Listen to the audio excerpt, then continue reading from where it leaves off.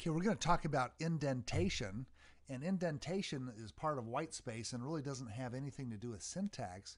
It has to do with just the code conventions for the Java language.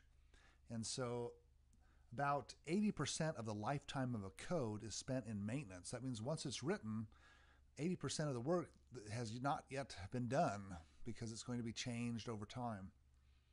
And almost no code is maintained through its entire life by the original owner. So if I have you write some code for me, I'm going to have somebody else change it later on, and you might never see that code again.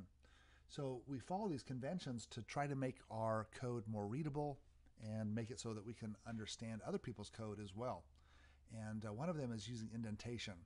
So if you take a look at my IDE here in BlueJ, you'll see that I've got, if you're not colorblind, that is, I've got a green stripe, a yellow stripe, a white stripe, periwinkle stripe, and so on.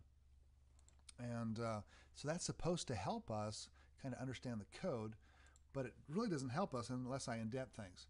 And even if I just put one space, it makes it so much more readable if those things that are nested in the other things are given a space. So here I've added one space between the opening and closing class blocks, and that now gives me a green line down here. That's a lot more readable. So even one space is better than nothing. However, we often don't want to go and put one space. We'll tab. But here I'm just putting a space. Now we got that yellow line. To make things faster, we could highlight some text, hit the tab, and that tabs over everything.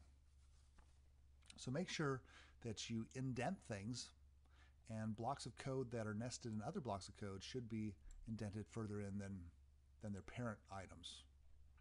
And that's that.